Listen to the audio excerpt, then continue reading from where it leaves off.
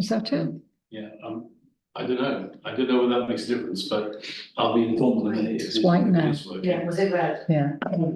Secondly, I think what Lucy suggests is a very good idea, getting school children to design a poster, making the competition if you want, but I think that would be a really, really good idea. Because there's ample evidence to say it's a waste of money, it's polluting the air, it's damaging the children. There's a whole heap of reasons why idling is not good. Obviously, I support the motion, and I think it would be good to see if we can somehow put something into the debate, maybe that press release on it, with some added facts that could go in the press release, and then we could broadcast that on social media. I think that would be a good thing to do. So we don't just pass the motion, but let's also pass the motion and do something promotional. So are you suggesting an amendment to the motion? Well, if Lucy's proposal is that we sponsor a competition for a poster designed by a child for the basis of the notices, leaflet, whatever, then I would second that motion. I'd be happy to take an amendment to that effect as well. We don't need it, do we? So it's already part, so therefore if I was taking it, who seconded Margaret's motion, by the way? Yes. Well, firstly, thank you, Margaret, for bringing this. As Andy said, it was something Buckinghamshire Council took on board, but hasn't actually said anything else about it since they passed the motion. It's really timely that you've actually re-initiated the thing. It is interesting because it was something which was discussed in 2019 by the GB, and there was an interesting analysis around it about the health, around how it affects people. One of the start statistics with it was there was roughly about 36,000 deaths contributed to pollutants out from idling cars or vehicle pollution per se. So it is a laudable thing to do. It's how we manage the discussion with the public to actually make sure they get engaged with it and not disengaged with it, because nobody ever likes to feel that they're being told not to do something. I think it has to be properly managed around, as already been suggested, around the benefits to the community of doing it, around the benefits to the environment of doing it, around these children are your children and how we do it. If we get the language right around it, we'll get a buy-in. And I think one of the things which is taken on board the point about doing it with the schools, if you get the children talking about it, the parents will be listening, because they'll talk about it all the way home in the car and all the way back in the morning, especially if they're the one who's done a poster. And I remember I can remember that far back when I was at school, we had a Keep Britain Tidy campaign, and with Mark Boland, and Keep Britain Tidy, and I can remember being really upset that I didn't win the Mark Boland t-shirt at the time, and my mate won the Mark Boland t-shirt, and it didn't fit until we went to Reading in 1980. But yeah, I'm very supportive. Lisa going, Anya, and then back to Margaret, and then I think we need to wrap it up. Yeah. Just on Lucy's point about getting the school children involved. So all the schools have got a school travel plan, and I used to go to meetings with Warren, ex-councillor Wyatt, which included some parents and teachers of the school, the head teacher, and it was about engaging with the parents, and it was done through the kids. So there were posters that were done. There was ideas of getting the children to, stand outside with, leaflets or put things underneath, windscreen wipers, but that was deemed you can't do that in case somebody breaks one. But yeah, there's been lots and lots of ideas over the years. So, I think to find out the extent of the problem, so how many people travel to school in cars, if we can get the schools on board with that, and definitely like posters and stuff outside of the schools, that can't be a bad thing at all. Yeah, absolutely. Anya? No, I'm actually withdrawing. Okay. My comment wasn't really going to add much. I've got Margaret. And then I was going to go to the vote on it. Yeah, I think we're all more or less agreed. I was just thinking it's possible, what I haven't explored is whether how much schools have already done about this, because it's quite possible that they've already had campaigns. So what the other thing, we'd have to agree how we approach the schools as well, but that can be done outside committee, I think. Yeah. Yeah. Yeah. If I could make a suggestion, if customers, if councillors are minded to do so, because following on what Margaret says, because we don't know what they've done so far, and the motion is to seek ways to work with local schools, and we've had some good suggestions from here. I wonder if it might be considered wise to for the office to perhaps approach the schools and seek some engagement with them first, in case they're happy to organise the competitions individually among the schools themselves, or conscious of office staff having to perhaps take that on, which probably isn't, there isn't scope for that at the moment. I mean, I could, if you'd like me to, I could draft a letter that could go to schools and then it would have to come from the office, not from me, but or else the chair of the Environment Committee, I suppose. I don't know, I'd be guided on that, but I'm pretty happy to draft a letter and then let a couple of people to make comments whether it's appropriate or not, particularly people who are more actively engaged with children than they are. So. Okay. So I'm going to go back to Lucy then. Just quickly, in terms of the letter, could we then maybe encompassed in the letter, obviously finding out what they've done so far, but also maybe make suggestions that we agree on outside of this meeting as a committee, like activities that they could maybe do in schools. Robin. Well, I take it that this is a council decision. I take it that when we vote on it, it will be unanimous. I do feel that when it comes to talking to schools, the councils are just capable of using their time to talk to schools as officers. And if we're going to do that, now I can understand the proposer of the motion and the chair on a letter, but I think once the letter is drafted, there really shouldn't be any need to involve the officers in anything there afterwards. I think I take on board that both the chair and the previous mayor are quite modest people, and between themselves could actually get around the schools in an adequate way. But this is councillor decision, and it will be a councillor objective. I worry that then it becomes an officer conversation, and it should be seen that Margaret proposed it and it's coming from the council. Not that it's taken on board when will officer time be available. In the good old days, this was more commonplace to be more proactive from councils, and I think it's a good thing. And if it was something really aggressive, I think then, or something that we needed to enforce. But we're really following, as Andy has said, a motion which was passed at the Buckingham Council. We're really reinforcing that in Buckingham. I would suggest that once the letter's drafted, to leave the proposer of the motion, second of the motion, and the chair to decide how they engage, because they're capable. They're all to doing that. They don't. They're all good speakers. They can do that. Or if I just add, certainly, councillors want to engage with the schools individually. I mean, that's to support this. This is more than welcome. I'll be cautious of correspondence coming individually from councillors. Stating that they're representing the committee or the council. I would say that once the councils took a decision and the letters drafted, councillors can represent the position of the council agreed. What they can't do is reinvent the policy that we've agreed. I really do think it's time that we allow councillors to be involved in the decisions they make.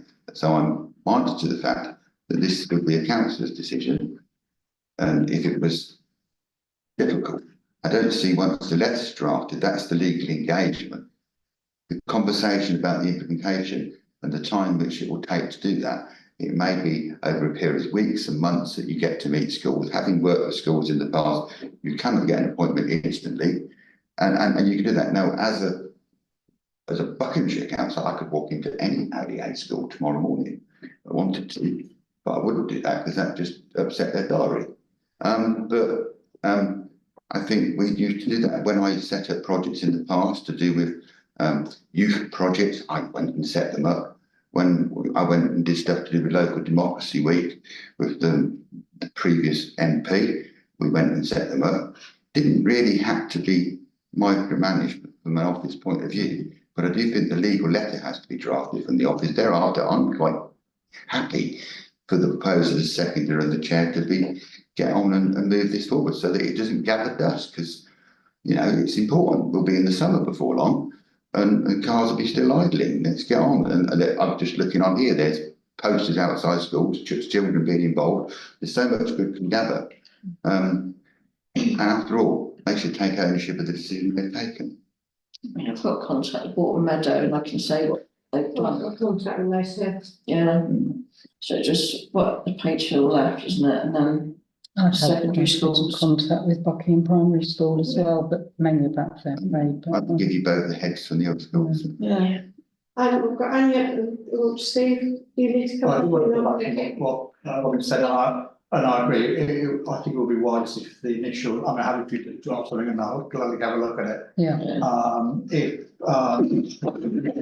from the office, the process, and then with welcome council support. And I was thinking initially of approaching the primary schools first and the secondary schools maybe as subsequently, see how the primary schools go. I think the primary schools are probably where the bigger issue would be. Yeah. Really, there's not that many places where you can sit and wait, for children, coming or pupils coming out of the secondary schools. Bourton Road. They're all saying down Bourton Road. Yeah. No, sorry, I was just going to repeat that the initial letters, you know, there's no reason, I mean, if Margaret wants to draft it to support the officers, that's fine. That should come from the office. I think we're all agreed on that one. But afterwards, there's no reason why a group of councillors can't do quite a bit of the legwork. Yeah, I'm happy to. On the office as well. So are we all in agreement? Yeah. With that then? Yeah. So do we have a substantive motion now?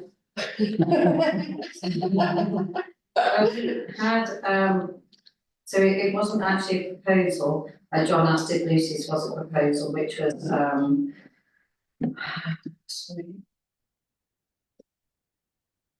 It was a competition, wasn't it? to sponsor a competition for a poster designed by a child. And Margaret did say she was happy with that amendment, but it wasn't voted on. Would it be perhaps more prudent if someone to propose that the last thing that was discussed, that a letter will be drafted, forwarded by the office with these suggestions that have been made around the table and seeking their support?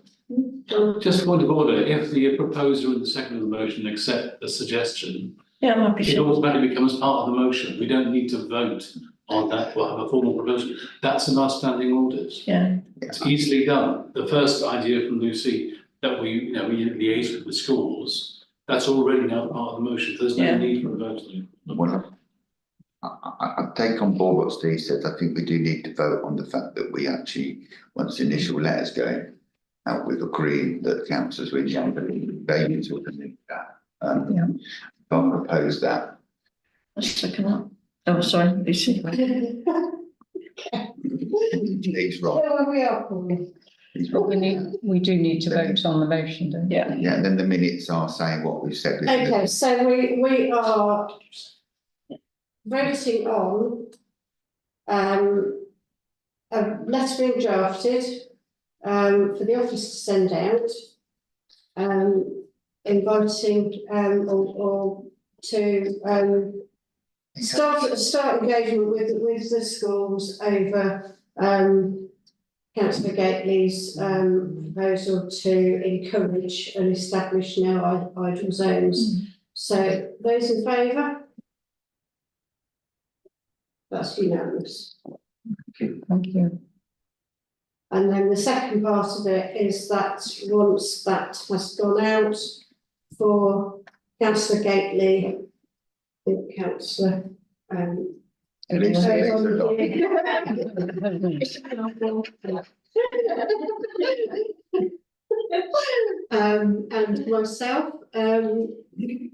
if there's anybody else that wants to join in with that. Okay, and Lucy, to Robin to Engage with engage with the schools in order to bring it forward. Yeah. So those in favour of that? It's unanimous again. Okay, thank you. Your turn, John. John, excuse me, who's chairing this meeting? I'm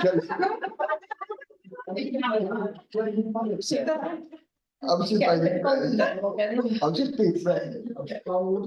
If I want to move on to motion, I know you're being friendly. I will do so. No, we'll get to motion 6 then. Thank you very much. Would you care to talk through? Thank you, Chair. Unlike councillor Gateley, who's very pithy and brief with her motions, might be a bit more convoluted, but kind of make the argument in the shape of the motion itself, which includes some references there of other places that have done this. It's an interesting that later on in the agenda we're talking about working with the practice to improve health generally in the town. This is something that I tried myself. Not quite the same, obviously didn't go out and paint benches yellow, but I put little, acetated coloured notices on some benches to say this is a happy bench. If you sit here, then people might have a conversation with you. And they kept getting ripped off. I did it about twice and they kept getting ripped off. I did actually have a conversation with one young woman after an event up at the rugby club. She seemed very upset, so I sat down next to her and said, "You okay?" And it turned out that her boyfriend had just buggered off and left her in Buckingham and she was unable to get back to Tingewick, so I helped her out and she went back to Tingewick, and I don't know what happened beyond that. She said she'd reimburse me the money for the taxi at some point. It never happened. It doesn't matter. So in that sense, it validated the value, if you like, of the idea. And I think it just encourages people to have conversations. I mean, there's been a big mental health campaign, I think sponsored by ITV, just saying, it's good to talk kind of thing.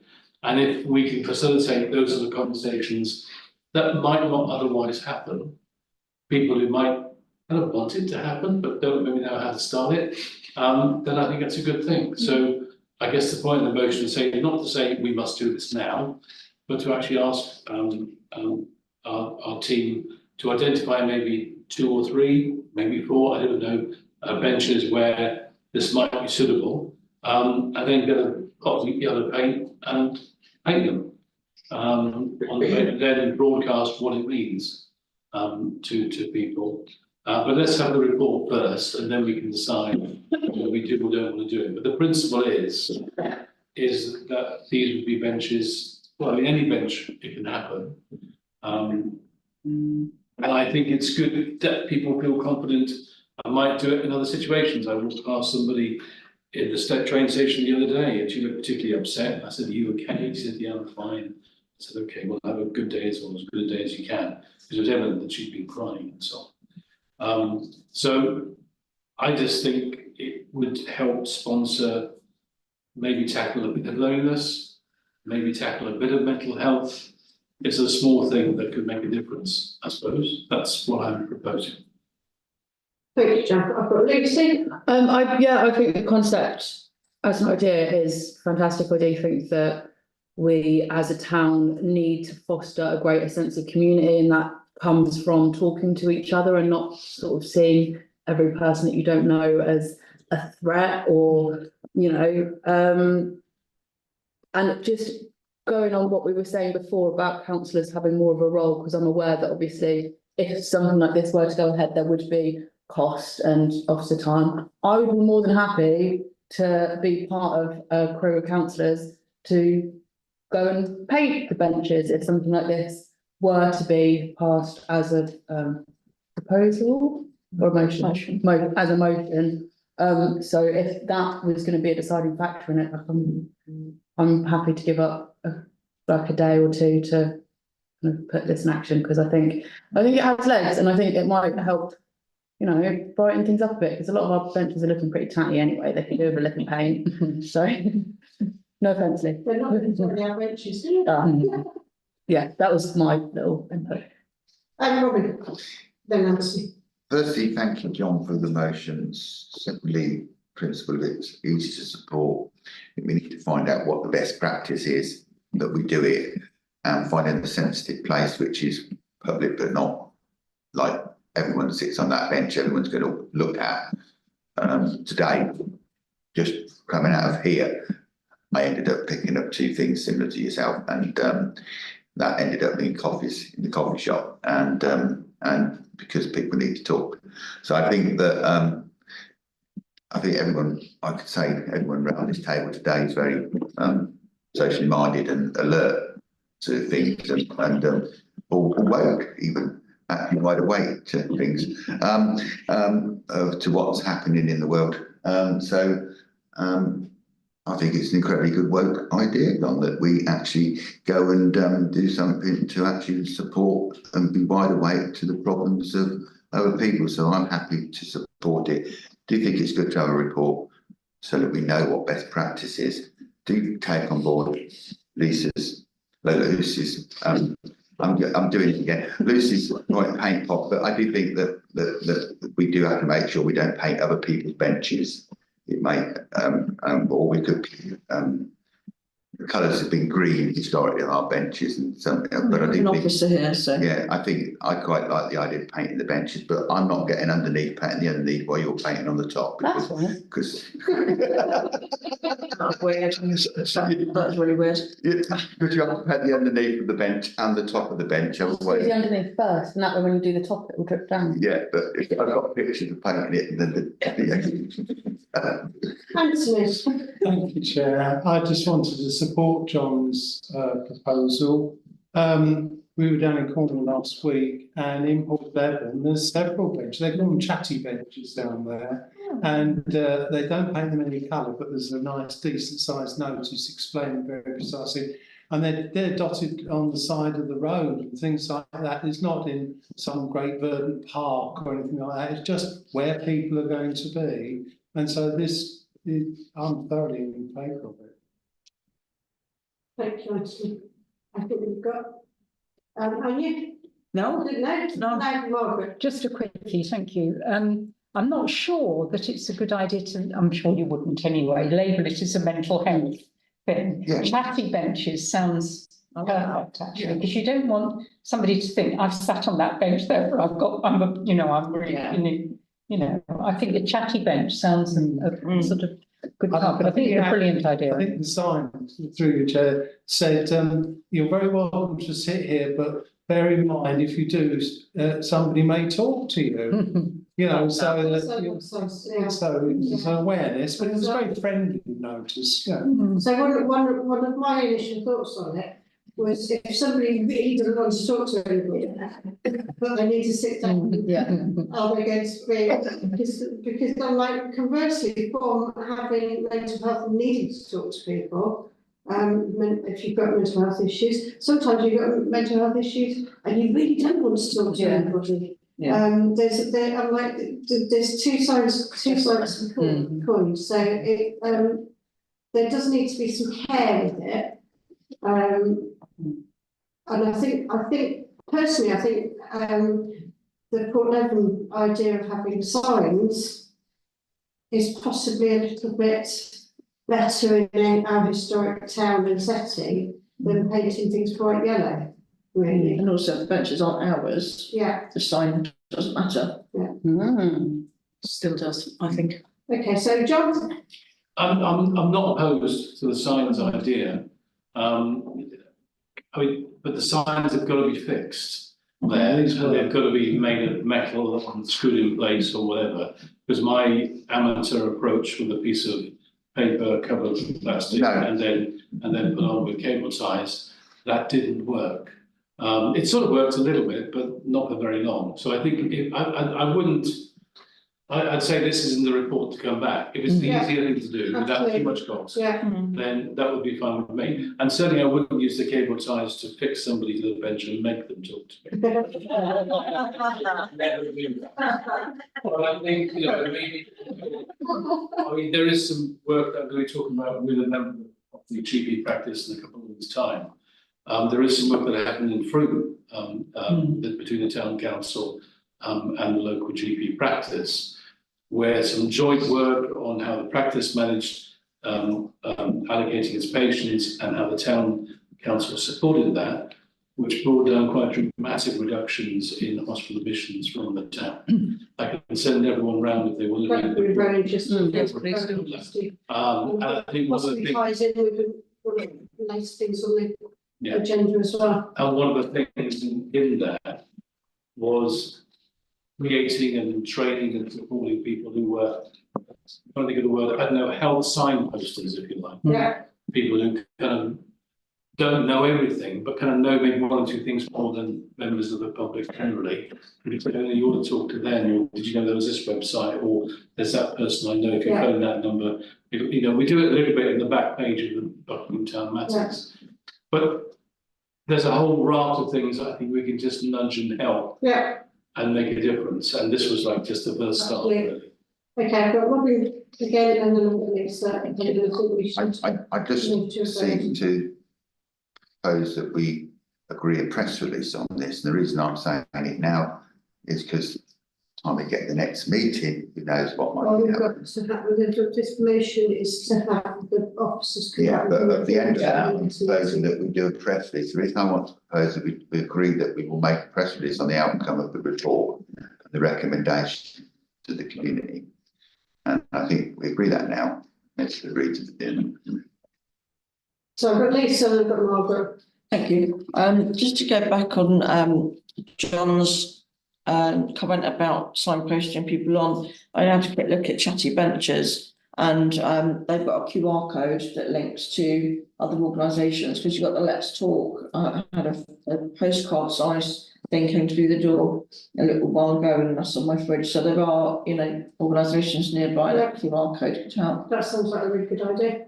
Margaret. Yeah, thank you. Just responding to what Robin said. I think it'd be better to wait for the report to come back before we agree on a press release. Yeah, that's It's a bit premature at the moment. Yeah. Can I just? Yeah, Sorry. go on, Lucy. Was Robin just suggesting that we agree on the idea of a press release after That's what I'm saying. I realise that. But I think we agree it now, in the minutes now, so that when we have the discussion later on. We'll discuss the contents of the press release rather than. Press release. Usually do. There's a good reason why I'm suggesting. We normally after we've actually agreed to do something, we agree to a press release on it, rather than when we agree to a report on something, that we agree to a press release. Anthony.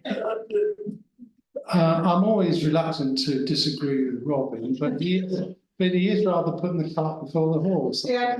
There's a reason for that. What's the reason? A farming reason. My concern is that this is a really good local idea. If we are pushed through it and by the committee meetings reach, and if we happen to be in election, next thing we get told we can't do a press release because we're in Purda. If we've agreed to do a press release, it can go out because we've already agreed it before the Purda situation. Were you thinking of Purda type situation? Yes, the Purda type situation, and that's why I'm saying it, because if there's a general election, everyone will be in Purda. I don't think we will be. Will we? Yes. That's what I call it. Yes, that's why I'm doing it, and I was trying not to say that, but that's what I was doing. It won't affect good government. General election won't affect normal council business at this level. As long as you can, I'll remind you that when the town clerk says we can't do press release because we're in Purda. Um, I think we weren't told that before, but yeah. yes, I was told that we couldn't do it because we were. That was slightly different matter, wasn't it? Because it was a local election, which we've got town council elections and we've got Shire council election, which two of the members of this committee were standing for position on the Shire Council. I met to float and see who's So right. I think that was a slightly different situation, really. I'm getting no support. I'm quite happy to float and see who's right. I suggest we move to the vote on the. Thank you, Andy. That's a very good idea.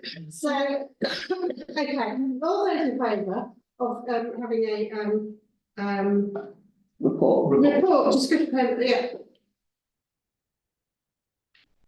That is unanimous. Unanimous. Thank you very much. Okay, so we move on to item 7. Council Stuchbury, we're still talking about benches. Firstly, I put this motion in some considerable time ago. If you remember, I couldn't take part in the discussions we're discussing with the hotel as a planning committee and council. You're discussing the situation to do with the hotel. I took my opportunity to email them privately, and which isn't the correspondence isn't in here, establishing where the benches were. I took the time to establish because I'd been contacted by residents who'd sat on those benches for a lifetime, and the fact that they'd been removed. Now, clearly there was no lustre to return the benches to the place where they were, but the correspondence states that they have got the benches and say keep him.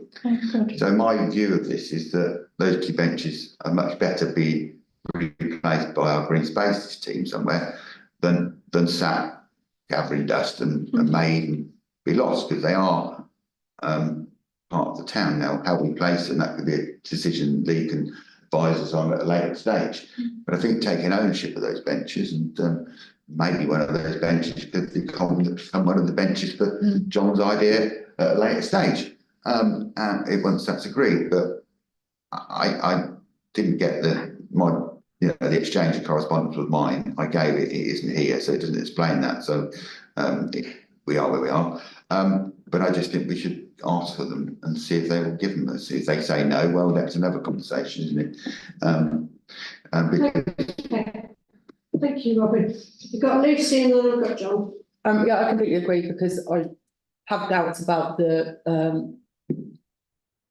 impact that the benches were having out of the front of Villiers on the front of his ballroom, because Old Town Hall, because I never saw any vandalism or drunks sitting on it, as he seemed to suggest. However, that's by the by. I completely agree. And do you need a second? Yeah, I just want to be a second.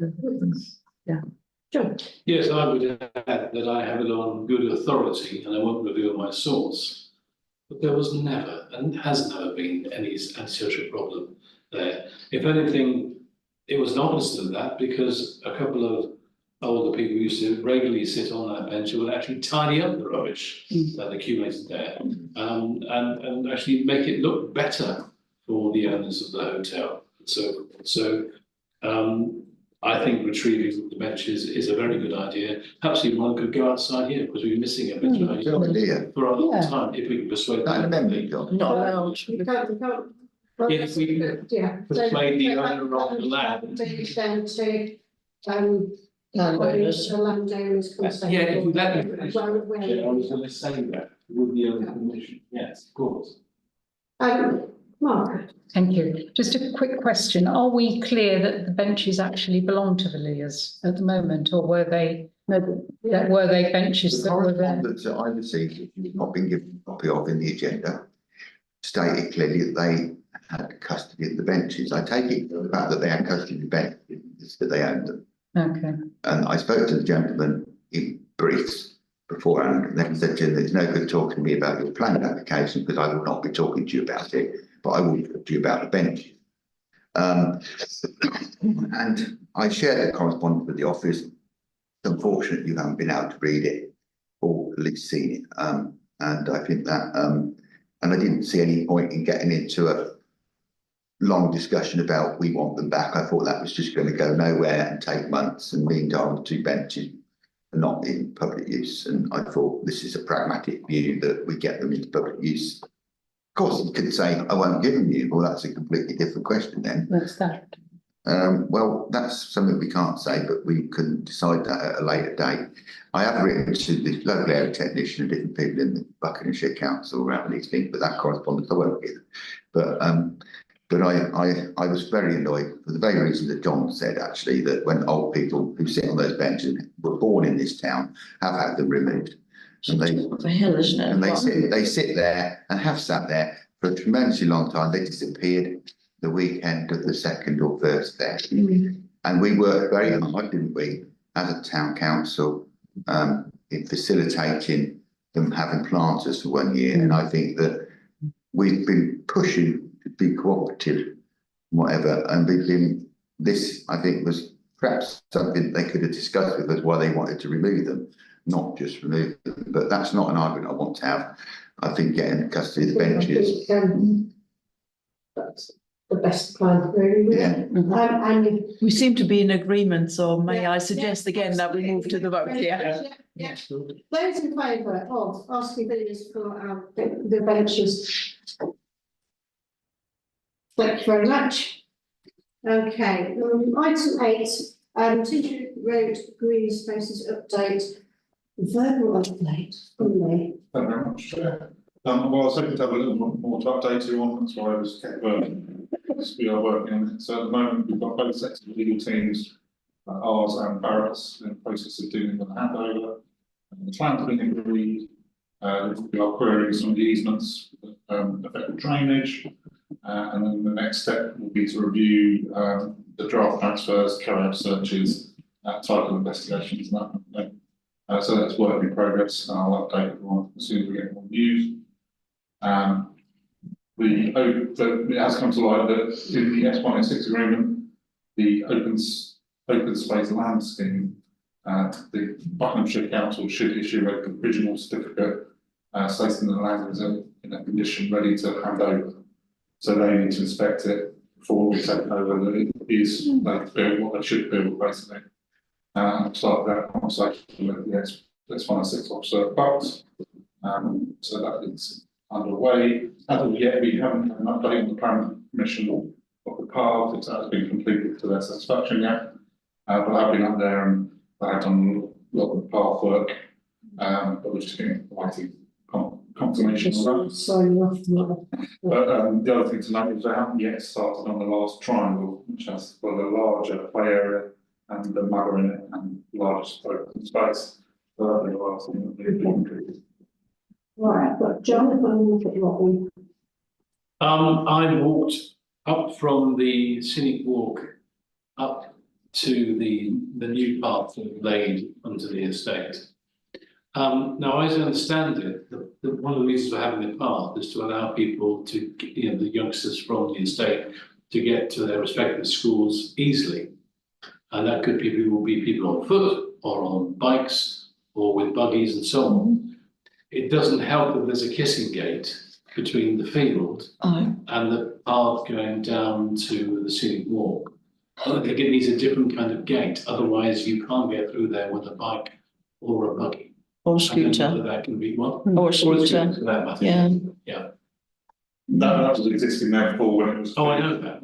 Yeah, I'm aware of that, and I've actually already asked Parks Council, Parks thing about it, without much of a response yet. There's also that and the drainage issue that's just the other side on the road, water side. So That's kind of been sorted now, isn't it? it was still pretty boggy Was it? at the moment. Was it? But yeah, they're both issues that we'll take up with them. As well as the boundary issues along there, there's a lot of old existing fencing, plus lots of other issues that we'll have to approach from the time. Okay.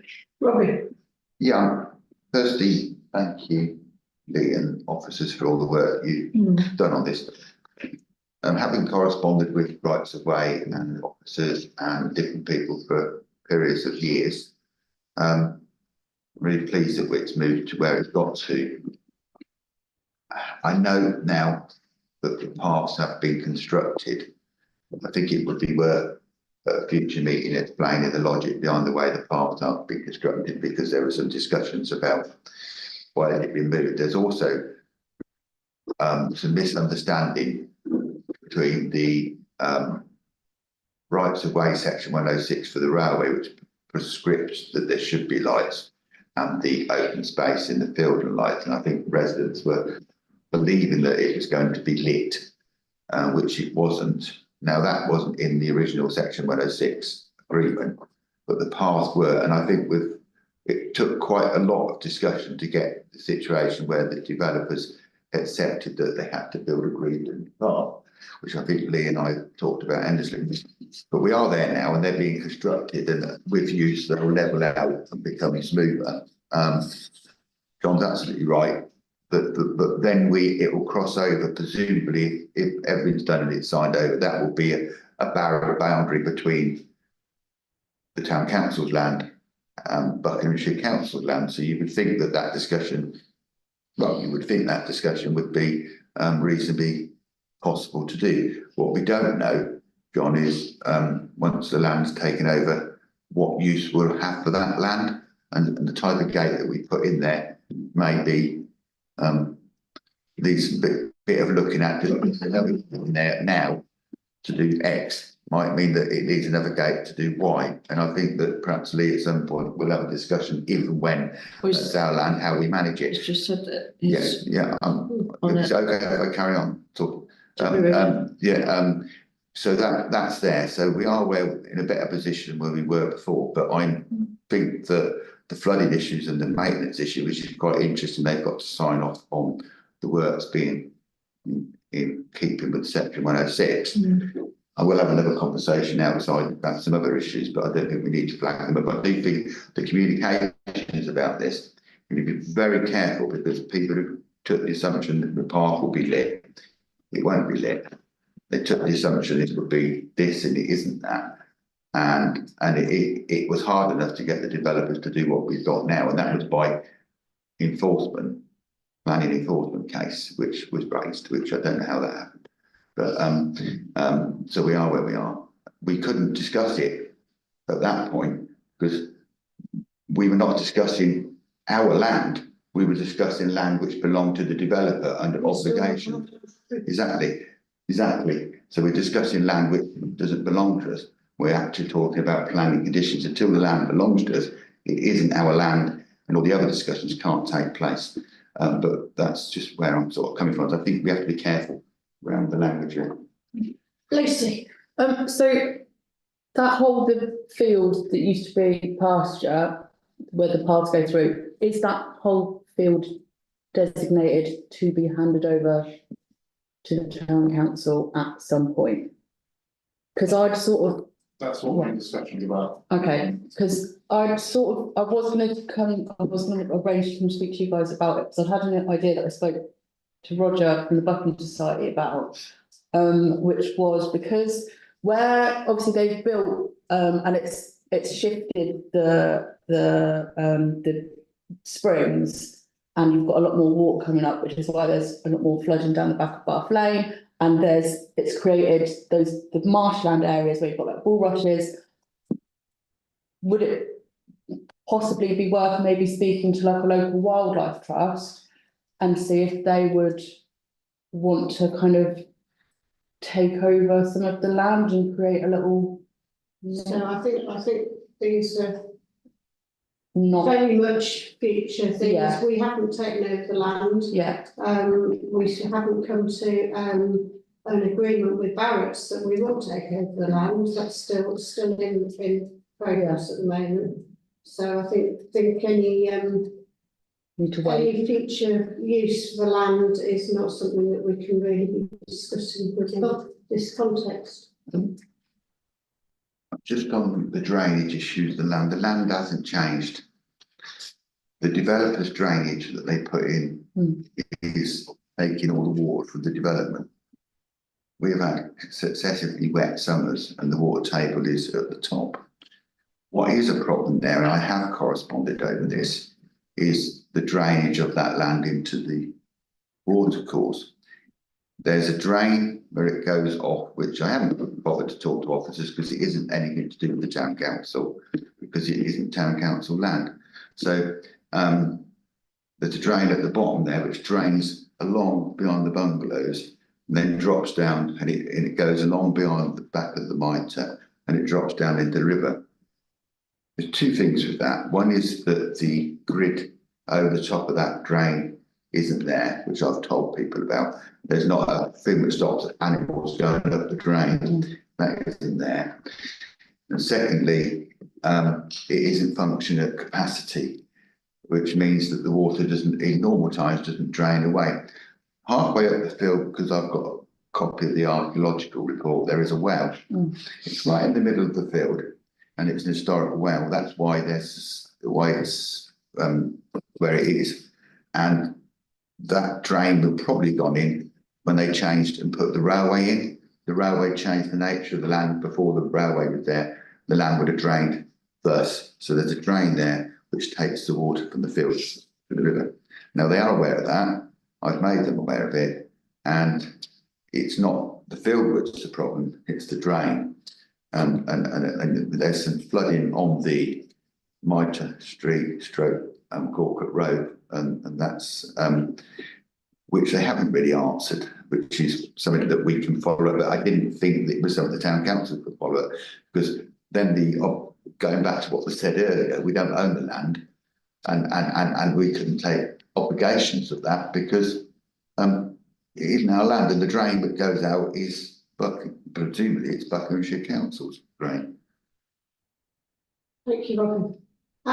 Can we thank Lee and his team for all the work that they've been doing on this? It's been quite a drawn out process and it's still ongoing.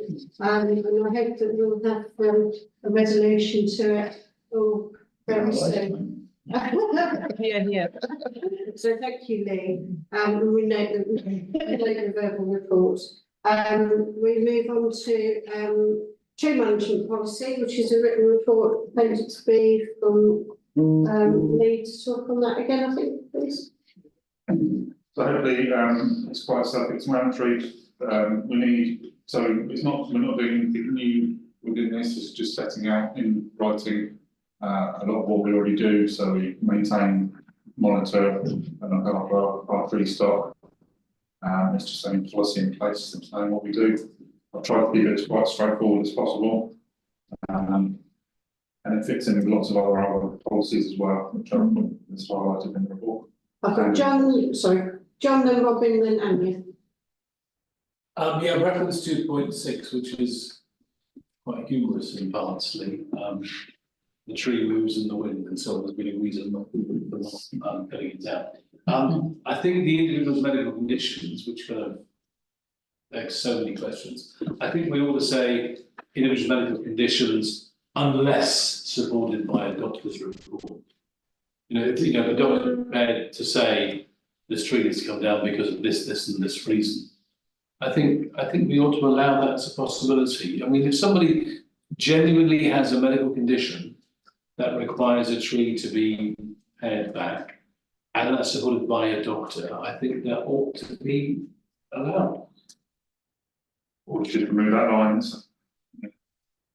Maybe just Remove that line. and I'm not saying we would always agree with it, but I think in the correspondence with a person citing such an idea, I think it would be saying really, honestly, really, sort of thing, and then see what they say in response. Is that a proposal then to remove that line? Yeah, I think going on, I propose we remove that. I'll second that. Okay. Do we vote on that, or those in favour of removing that? I have a comment on that one. Yeah, comment on that one. I wouldn't have removed it. Well, I'm okay with removing it because this list is not exhaustive. Yeah, absolutely. I don't think we would fell a tree because somebody lives next to it who happens to be allergic against its pollen, because that will be typically the kind of condition we're talking about. We would be felling a lot of trees if that was the case. Pollen is airborne and it's all over. Yeah, so I'm quite happy for the line to be removed because it will cause discussions. Right. But as long as we're clear, that those are not the only reasons Yeah. why why we would refuse to fell or prune a tree. So I think we were voting on. Hang on then, sorry, Chair. Then I think we need to change the wording at the start then. Felling or pruning will not be undertaken for the following reasons, comma, including. It says It's just in going the- to put, this is not an exhaustive list, but. Oh, I see. Sorry, I didn't see that. Number of Yeah. customer inquiries. Okay, all right, yeah. Whether that needs to be moved to the top of Oh, so, yeah, I'll be able to second that, that's a Yeah. proposal, because that makes total sense to me. and then 2.7 being further to an inspection, the Yeah. next management may agree to undertake a variety Yeah, I of think that- operations. that Does that make makes sense, Lee? Yeah. Yeah. Yeah, so delete 2.7 and make that paragraph part 2.6. No, 2.7 starts at further to an inspection, but the first sentence of it Mm. is added on to 2.6. So 2.6 will read, felling or pruning a tree will not be undertaken for the following reasons. This is not an exhaustive list, but is representative of a number of customer inquiries. Yeah. And then the list excluding individuals' medical conditions. Okay, okay. Yeah. I go with that. Yeah. Yeah. Okay, Robin, do you need to? Yeah, I- we vote on it? I'm happier than now the chair has put that in, because I'm really reluctant to go through a document like this and start amending it. The document was written, I believe, taking all aspects into consideration and best practice. So I'm not going to add or amend it too greatly, because there's been a lot of hours gone into actually writing this. I understand where you're coming from, but I do think trees are wonderful things, and they also become, which is the point that we've raised at the top of it, but I'll raise now, 2.4, at the top of it, subsidence has been verified by insurance. Well, if we're going to accept that in, I think one of the things which, in our defence, we should be looking at valuing the tree. One of what lots of local authorities have done, good planning authorities have done, is a tree has a value. It's actually a commodity. It's worth something. A tree, when it's been removed, is worth so much money to be replaced somewhere. The fact that they're not valued makes it easy for insurance companies to remove them. So I would hope that we would at least accept that Lee would go away and look at that system, because insurance companies is very easy to write a letter to say get rid of the tree because of subsidence. We live in a clay area, and we've lost a lot of trees in other places, not on our land, because of this insurance issue. So I would like to ask through the chair that we go away and look at that and include that best practice, which some of the more prudent authorities have done. Because if you lose a tree of 70 to 80 years old and it can be removed, it's actually got a value. If you were to buy a tree of 70 or 80 years old, it'd be worth thousands and tens of thousands of pounds, which makes a difference between actually doing the work for subsidence on the house rather than removing the tree. Can I ask Lee to come back in on that, please? Just to point out that it is part of policy to make sure we plant more trees than we fell every year. Yeah, that doesn't answer the question. Scope to plant in different locations if you want. That doesn't answer the question. The question is that it is common practice. Some authorities now value a tree. A tree could be worth £100,000 because it's got a value. So when you say there's £60,000 worth of work to be done on a property, and it's easy for them to say, okay, we'll remove the tree, the insurance company could actually fund the work to stop the subsidence, and we're losing trees all around Buckingham. Page Hill's been one of the areas which I've seen trees disappear in planning in this way, and we should start to look at bringing that into our policies. We can't do it tonight, Lee, because it isn't there, but I would like to think that we'd start to do that, and then perhaps we can use the fact that we brought up something and. So the tree policy is on review every 36 months, I Yeah, believe, so- isn't it? For that, so maybe that's something to look at. I mean, there's obviously been a lot of work done into That's this. what I'm saying. But in the future, whether that's something that can be put into that. John, then Lisa. 2 points on what Rob was saying there. One is, I would not want to be getting into the situation whereby we're asking the Green Spaces team to put values on all the trees on our land, because that would be a huge and onerous task. But I think the principle that trees have value, because what happens, and we've looked at this in the planning committee, is that the insurance company effectively thinks, oh, it's going to cost 30 grand to sort out the subsidence in this property, but it will cost us diddly nothing if we get the council to cut down a tree that's on their land. I think we ought to be working on this, and there is an outstanding action on this from the planning committee. We'll be working on this through planning rather than through environment, because this is about our trees. This report, I think we should go back to planning and sort it out there, because the tree problem, insurance/tree problem, is much wider than the trees on our land. It affects lots of trees that are on Shire Council land, on other land as well. That's definitely something for planning, because this is referring specifically, as you said, John, to our trees on our land. Lisa. Thank you. Sort of going back on those 2 points, when I was chair of planning, I asked if we could have a rolling count of the trees that were being lost because of insurance claims, and that is on the agenda. It should be on every agenda, and Catherine does update it, obviously with Lee's input. But yeah, that was something that we covered, and that's going, what, 4 or 5 years ago now, because we were losing so many trees from insurance companies, from homeowners putting in applications for subsidence.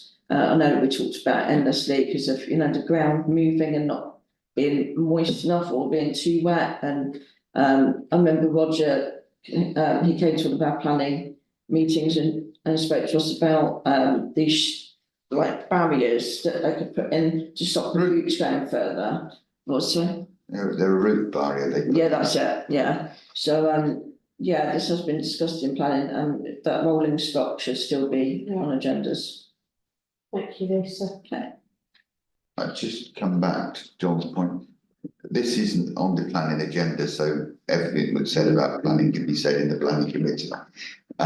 So that was a suggestion from John that it should go. No, I disagree, because this is a policy that we're agreeing now. What I specifically asked for is, because we do own property and whatever, John's making an assumption that we've got to actually go out and value every tree. I don't think that will be the case. There will be a policy in a good local authority that says trees of such are valued, something else. They would have done the work, okay, and we just need to look at that. I think this was. I'll bring a motion to council to do it in 6 months' time if we don't do it. I don't think that we can cancel something down that isn't in agenda by saying it's going to go to another committee. I've asked the question. That wasn't what was happening. John was talking about other trees and it being a more widespread thing than just the trees on our land. Now, this tree policy is specifically for our trees on our land, and it's a rolling inspection programme for it. Should you want to have a major amendments to the tree policy, as stated here, you will need to bring a motion back to this committee in 6 months' time for it to be something that is brought in the future. I didn't want to do that. I just asked that when it comes back in 6 years' time, it would be an idea to look at that. We've gone to the planning committee to everyone's best knowledge about it, to it's got to be a motion to come back to here. But you were the one that said it was a motion. Yeah, I said that. Okay. I didn't want to amend it tonight, but I felt that it was something that we should look at in the future. Because I felt it was unnecessary. But if I've got to bring a motion to ask as a council for something to be looked at, I think that is totally strange. I'm very happy to do that. But then I've got a motion on the 6 months to ask for something to be 6 months, which could be simply just looked at something, disregarded, or brought forward or not, which can be a simple conversation. That means it'll be 12 months by the time you actually get it implemented. And the tree might not have 12 months. We discussed Well, on the- Monday though. Other people's tree, we already discussed, that's already been discussed. We're not discussing other people's trees, we're discussing our trees. That's on where it can, Buckingham Town Council policy on tree management. that's And why. the thing that you were wanting to ask the Green Spaces team to do in the future, as far as I understood, was to look at putting a value on the trees. Correct. Okay? That isn't something that can be done on this agenda item now, because this is a report for us to look at. We've made a couple of amendments which will make it read more clearly and give them a bit more clarity on it. I would like to move to the vote now as to whether we accept this, and then any further conversations regarding putting a value on the trees, which was your initial thing. The other things to do with other people's trees are quite rightly on the planning committee's remit already. Can we please go to the vote on whether we accept? Point of order, Chair. Point of order, can I come in? If Robert was quite within his right to raise a motion from the floor of this meeting to ask for a report back on how this would be possible. Exactly, thank you. Quite within his right to do that. And I don't think you can shut him down on doing that. That's not a substantive motion that you can bring in beforehand. No. Raising a motion to ask for a report to a later meeting is entirely okay under standing orders. It's correct, thank And you. if Robin wants to do, that's fine, and I'll support that. And it's simply asking for Lee and his colleagues to bring back a short report saying, okay, here's the message to actually look into this, to actually put value on our trees. Here, here's some of the implications of that, which in terms of how much would it cost in terms of staff time and so on. I'm sure Lee is quite capable of developing such a report. But Robin's completely within his rights to ask for such a report, and for that motion to be put, and for that motion to be voted on. And I'm seconding. Thank you, because otherwise we would never be able to discuss anything. And the amendments shouldn't be discussed either. So can I move that Robin's motion to ask for a report is put to a vote, then we can vote on the policy. And if you want to be really clear, we could It is not vote on the standard motion, we change. will vote on that. It's not standard change to what's on the agenda, if it were recognition information. I don't think it's unreasonable. Right. First by Robin, then seconded by John. Are those in favour?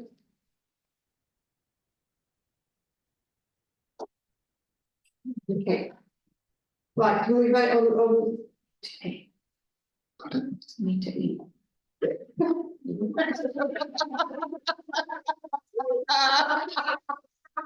Yeah. okay.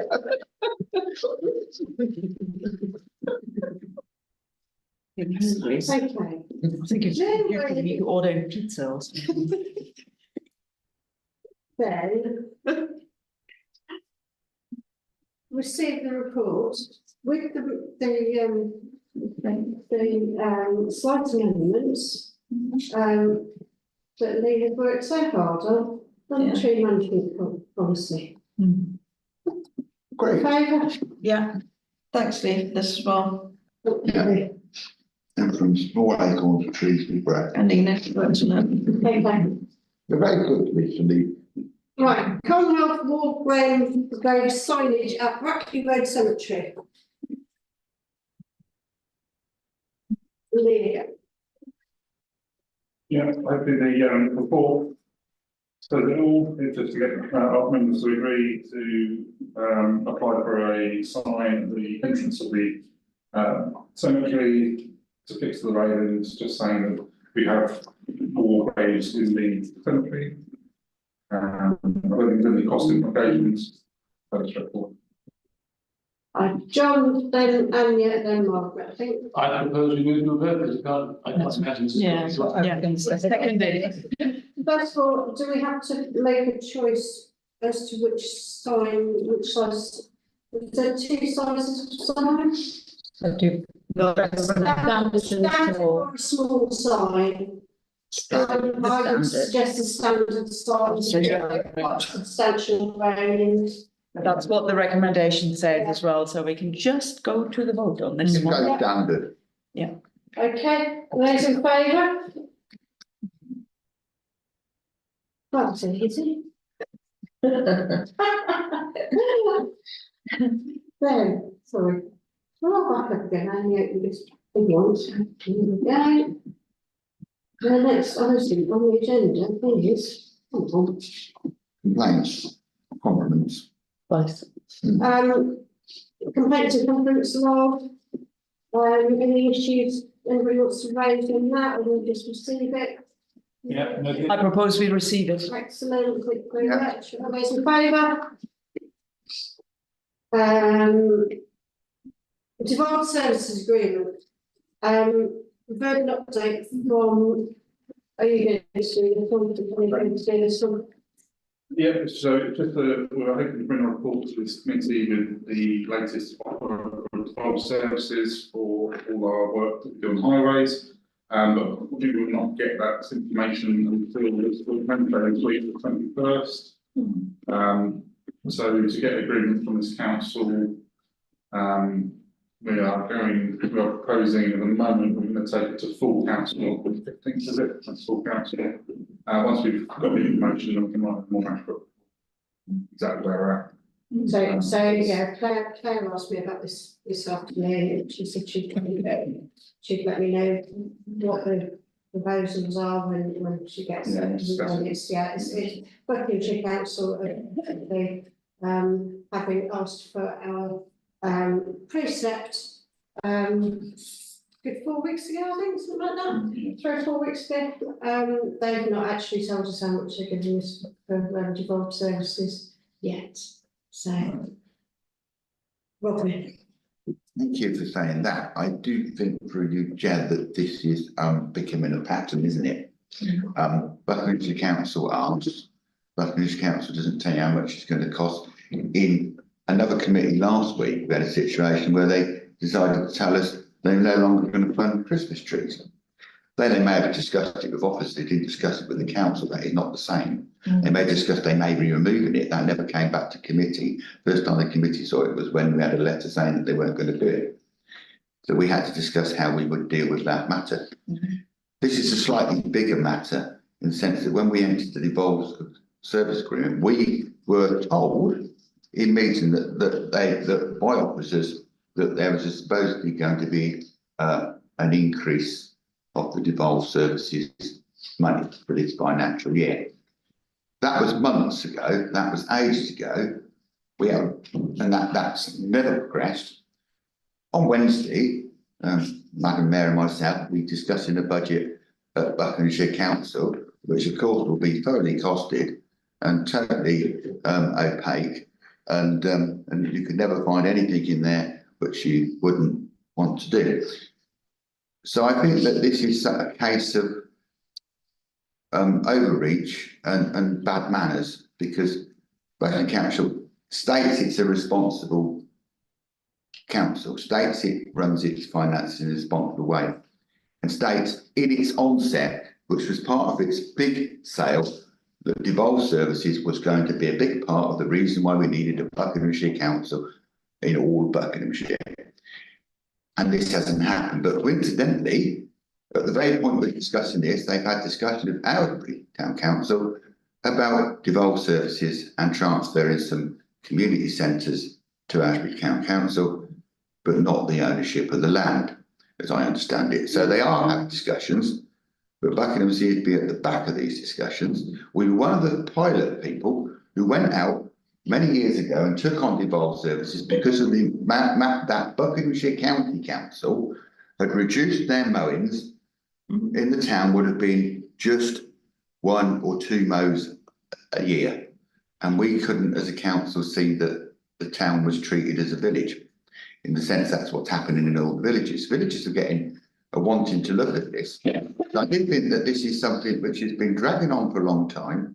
They will agree their precept. Coincidentally, they've slipped in the budget that they, after agreeing it at Cabinet, they can now buy an extra £5 million for filling in potholes.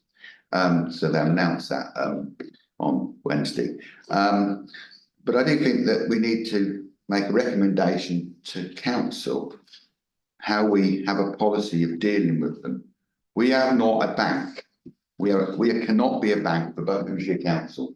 We're not here to receive all the things they don't want. And if they want us to receive it, they have to treat us properly. Only in other matters, Buckinghamshire Council don't communicate about their plans to do with the Buckinghamshire plan. There is a pattern here that we see in all the things we touch Buckinghamshire Council, that they don't communicate with us fairly to be able to make decisions. So I propose that I'd like to make a recommendation that we ask Buckingham Town Council to discuss how we go forward with all what we know and the risk. There's a financial risk in all this to the town councils in this, that if we get this wrong and they say that Devolved Services, we're not going to give you any money. We've already precepted some money in our precept to do it for this year. So any decision we take will be for the following year. We can't say, oh, suddenly we're going to do it because we've collected the money off the residents to do it this year. So we can't do it for the next year. And if it becomes unaffordable, that's a really big conversation we have to have with the community. And if they're not going to do this, it's too big. And also, there's a whole wave of things, like I said, the tree, planning, where they're not treating Buckingham Town Council appropriately, fairly, and as a partner. We're not here as servants. We should be here as a partner organisation if they work with on that basis. So I propose that we take this to make a recommendation to the full council, that council discusses and forms a policy on how to deal with financial arrangements with Buckinghamshire Council based upon past precedents in recent months. Not making any recommendation what we should do about it, but if we're not careful, we'll be caught out financially, and we'll have to pay it because we like Buckingham residents, but we're not a bank. No. We're not a bank, and we shouldn't be treated as a bank. It's an issue. I could see it happening when it was first brought in. I could see this whole situation. I was sitting on Brackley Road Parish Council at the time when Devolved Services was first mooted. And we decided not to go for it there because the amount they were going to give us for the grass cutting was starting off at far less than it was going to cost us to cut the grass. And then it was on a reducing amount down to zero, basically, over the next, and we're such a small council, no ability whatsoever to do any sort of negotiations with, as it was Buckinghamshire County Council at the time. There's definitely a big issue. Our officers work very hard to get all the budgets in place and in agreement and work out what our precept needs to be, and they're doing that blind because of not having that information from Buckinghamshire Council, and it's an impossible situation, really. So I'll gladly second Councillor Stuchbury's proposal that we ask full council to take up this matter with Buckinghamshire Council. Can I just say, whilst I accept the reasons for the suggestions, it's not actually on the agenda. It's wholly different from the previous item which was related. But I would suggest perhaps if I take this matter to a side and mention to the clerk, perhaps we can. I think I'm happy to work on a solution. I'm not happy to be quiet. Yeah. I think the matter just ask for it to be. Support to be raised, but this committee can't make that. But the chair, I believe the chair of the full council can make a suggestion also to the clerk as Yeah. to what, or can request Yeah. that something be put on the agenda. Correct. Yeah. I think working together, unlike Yeah. I think we're all got, we do not want to not see the grass Yeah, mown. so yeah, it's not a great situation, but thank you very much, Lee, for that, Yeah. update. Climate emergency action plan, any comments, etc. on that? It's rained a lot. It's not, is it? But well, Definitely got climate emergency, Chairman. It's a wee bit wet, yeah. It's a wee bit It's wet. so But big, the that town, if it had snowed, it had just sat there for a bit and then gradually gone into the ground, wouldn't it? But it's not, so it's just filled up the water courses, the water tables, have gone right up. isn't it? Yeah. Robin, I do think, through you, Chair, that we need to start.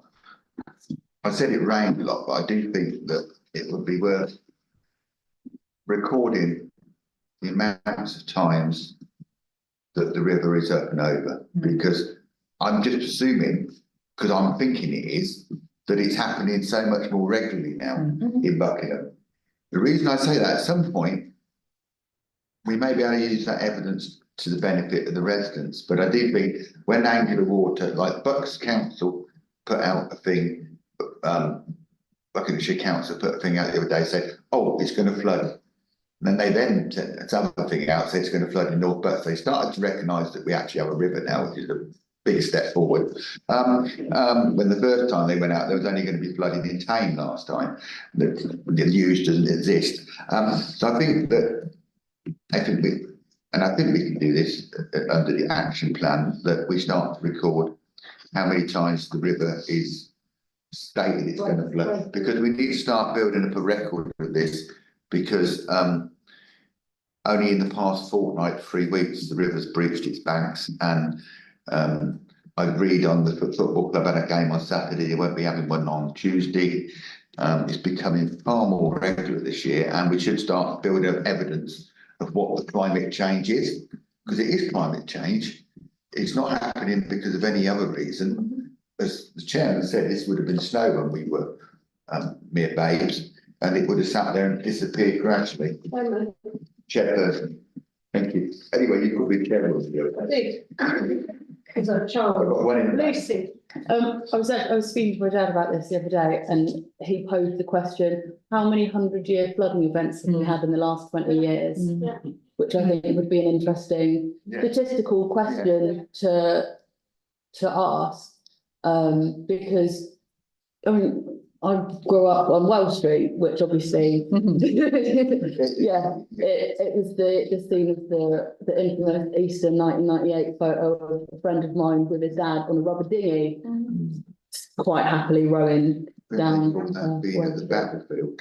And it has become more and more. I mean, that was a bad flood, but we've had several bad floods every couple of years, and they are, like you said, the river bursting its banks used to be, it happened at Easter, and now it's happening at Easter, and it's happening at Christmas, and it's happening throughout. July 2008, it flooded the what's now Camberwell Court.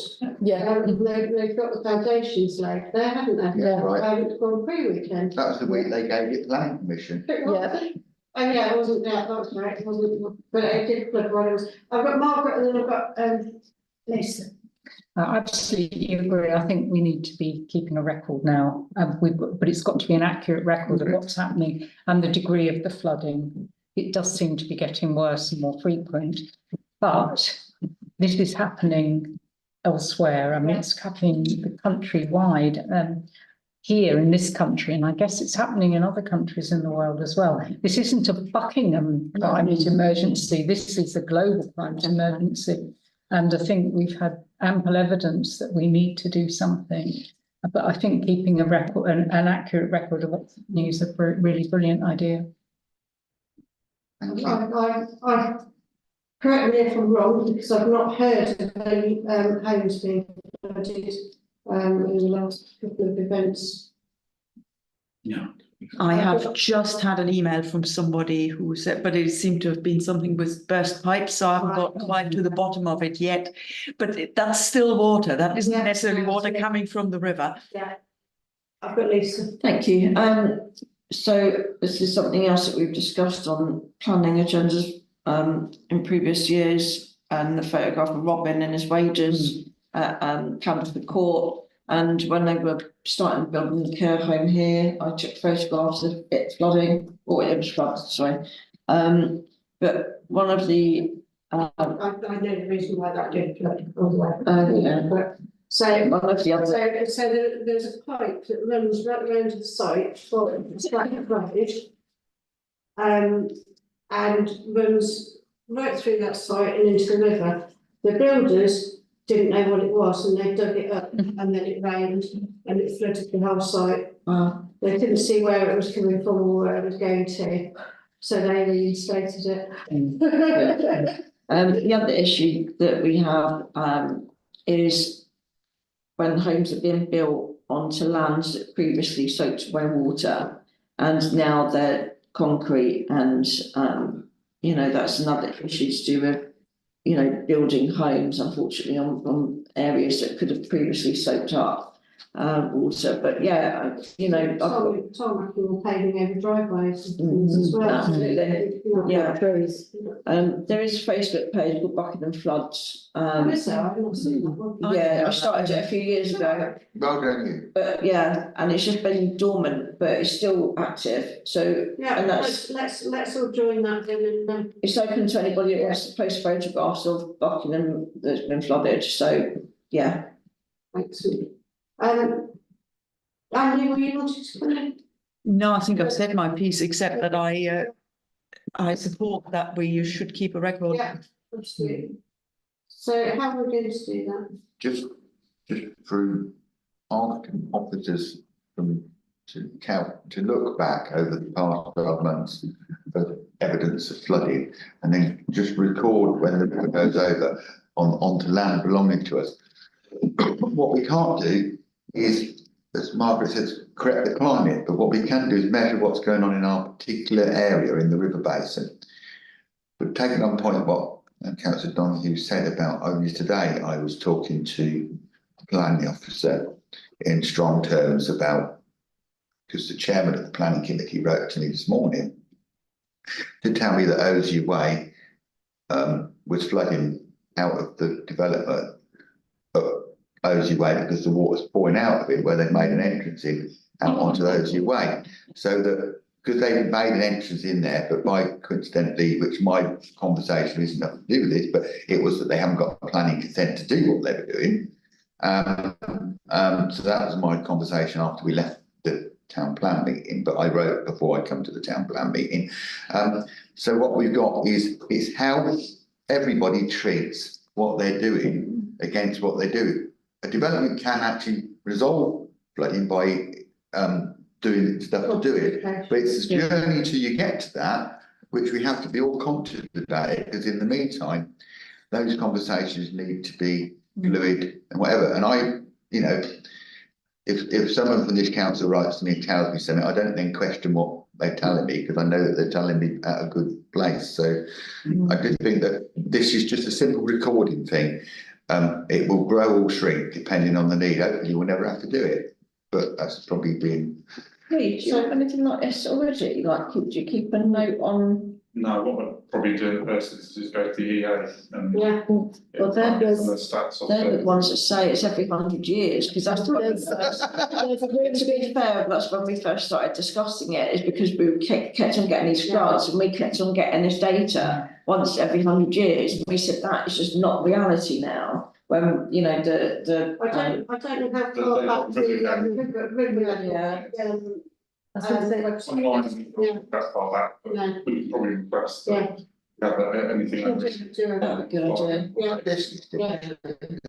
I was just gonna say, there's a really good, the Gov website has got like live river levels, so you could use that as like an accurate gauge, and that way no one can come back and say, well, where have you got these statistics from, because they're the official. So that's it's what not the river level is. so if we can get historic data. Yeah. Can you read that? What I would say is that, it would seem that some of the issues that they've been having in Tingewick seem to have been resolved, because they've had some drains and culverts sorted out, and it was reported that the attenuation ponds were actually full after the rains, over the last few days, which, they apparently haven't been, so that seems to, be a positive for them. I don't think we need, we've got Hawker, Tingewick, every other village. I could go into length what those issues are, but I think it's not a straightforward yes and no with that. But I do think that we had this section, just correct me if I'm right, it was section 19 report, which was making some recommendations, which I believe would probably go to planning or the environment. And we should perhaps draw out whether there was any strong recommendations which haven't been followed up from the town council's point of view. Mitigations which were suggested after the flooding. I think it was called a section 19 agreement, which was done. Of course. Yeah, and I think we haven't actually drawn out how far they've progressed with that. Why? Because if they've not progressed it and not any of the actions in it, we need to start chasing them up, because the day the river does flood, the first question somebody who lives in Wells Street or wherever is affected. And actually, we had flooding in Western Avenue, we had flooding in Baggers, so Linton Village as well. and Linton Village, so it's not just those streets. So I think the first question they'll ask is what happened with the section 19 report and what have they progressed. So I think that maybe that's either something that we should agenda item or something just to see where they've got with it. Okay, I will see if we can speak to them about that. Or Nina. Rob, sorry, John. Just to add, as Robin knows, at the community board meeting last week, I put flooding on the agenda, particularly to say what monies are available. And the officer of the community board came back and said that she'd done some digging, and there is some money available, but only if something like about 20 houses have been flooded within a particular fortnight window earlier on in this year. So if there was flooding outside of that time window, or maybe only 19 houses, or whatever the actual detail was, there was no money available. And I kid you not, that's how they're deciding on what money to give various places. Now that might be prioritising places that have got more serious problems than we've had in recent times, but it's not very strategic, and it seems just so short-sighted in my view. Just to add, it's a little while back, but at the budget scrutiny task and finish group, I think it's called, at Buckinghamshire Council, I got to ask a question about flooding because they had, what was it? I forgot the actual, I think it was 11 million. Exactly, yeah. For flood defences, most of which comes from the Environment Agency. I did ask the Deputy Cabinet member as to whether she thought that was anywhere near that was enough to deal with the serious flood adaptation issues and mitigation that needed to happen in the county. And she said, of course, that isn't anywhere near enough, but that is what we have at the moment. I have not so far, I've got it on my to-do list to actually inquire what they're going to do with that money and where it's going to go. And I apologise, I haven't done that yet. Yeah, we have a new cabinet member appointment now. Oh, yeah. So that will make such a difference, and everything will be so much better. And you know, we've got a new cabinet member being on.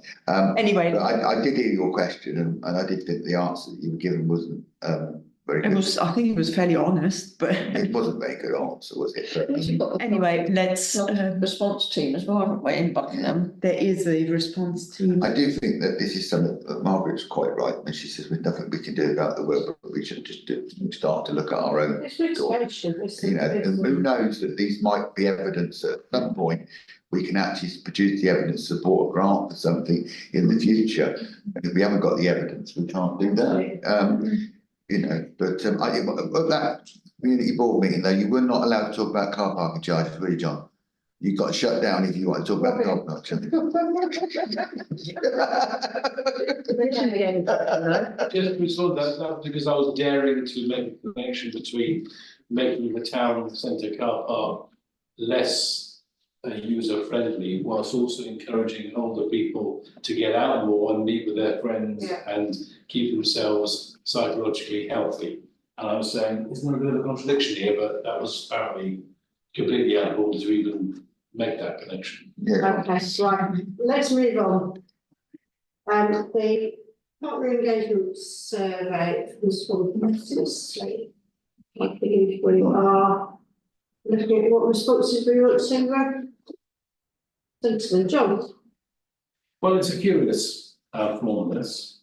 Because the questions are so. I would propose within question number 1 is that we especially say we value working in partnership in the swan practice, and we value their commitment to the health and well-being of the North Oxfordshire. North Oxfordshire? Sorry, I'll be the Oxford today. The North Oxfordshire population. And generally, they're all good eggs. The ones that I know there, they work very hard, blah, blah, blah. I mean, I think we can say that sort of stuff. I mean, I think beyond that, what are we supposed to say? With regards to 3, I think we should be looking for ways in which we can maybe replicate and improve upon the Prune project, I would say, in response to question 3. And also work closely with them on the development of the new health centre, which will one day happen up in Lace Hill. And then with regards to question 2, I've got 2 things to say about that. One is, I think it will be phrased the other way. What gaps aren't there in the health and well-being provision within North Oxfordshire, I'll do it again, North Buckinghamshire? Because I mean, I think there's gaps everywhere, and if there isn't even a gap, there's certainly a reduction in service. But I've done some research, supported by my colleagues in the League of Friends. Back in 2017, the community hospital ran 27 clinics. They now, 7 years later, run 18 clinics. A reduction of 33% of clinics available. They're running a couple of extra ones now than what they weren't running 7 years ago. But what's off the list, which might be just people, what isn't now happening at the community hospital in the way that it was 7 years ago, is bereavement support, child psychiatry, continence, dental, and I can't read my own writing. I can't get that one. That's it. ENT, general surgery, heart failure, occupational health, orthopedics, plastics, rheumatology, community addiction, urology, and rheumatology. Those clinics were running in 2017. People could go and get support along those various clinical issues in the local hospital. Now they cannot. I'm They would very have to go. surprised to hear that child psychiatry was ever available. It was. In hospital in It was. 2017, because it really wasn't ever offered to my family. Well, it was on the list. Yes, Wales free. It was on the list. It was. You may the GPs or whatever may not realise that, but Right, it was on. GPs didn't deal with it. It was on the First cams, so anyway. The list at the moment, for those who are interested, is abdominal aortic aneurysm screening, audiology, community dietitian, community ophthalmology, any rhesus children, health visitors clinics, midwives clinics, oncology, physio, cancer care, ophthalmology, bracket glaucoma, orthoptist, bracket children, pediatrics, podiatry, speech and language, children, sexual health, ultrasound, X-ray and physio. So those are things that are currently available. I think a lot of people don't know that they're available in the community hospital, but they should know, because there isn't really a sign up there or on the website saying what is available, but all those are available in the local hospital at the moment. So my answer to 2 would be to say many gaps, far fewer clinics in the local hospital. And we all know about the issues, but it's a national problem of making GP appointments. And the other big gap that we all know about, that the government has singularly failed to act upon, is of course dentists. Dental treatment is now really rare, particularly for children. And if we're not looking after the teeth of our children, then what the heck are we doing as a country? I'll shut up now. I'd just like to say that I think the major gap in health provision in this area is from mental health services.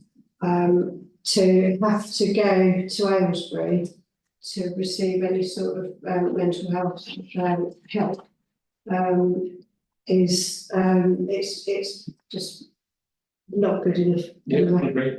Yeah, I think it was Lucy then, and yeah, and then Yeah, just to kind of jump on what you were saying about mental health, I've worked for mental health services in Aylesbury for over a decade, and the issues, the amount of problems there were with engagement with people that lived around this area was horrendous. And the fact that nice guidelines state that with first presentation psychosis, someone who's first become psychotically unwell and requiring hospital admission, if they are managed in hospital, put on a treatment plan, and they continue with that treatment upon discharge for 2 years, alongside regular psychological therapy, the chance of relapse drops by something like, I think it's about 64%. Wow. And they can then be gradually tapered off the medication.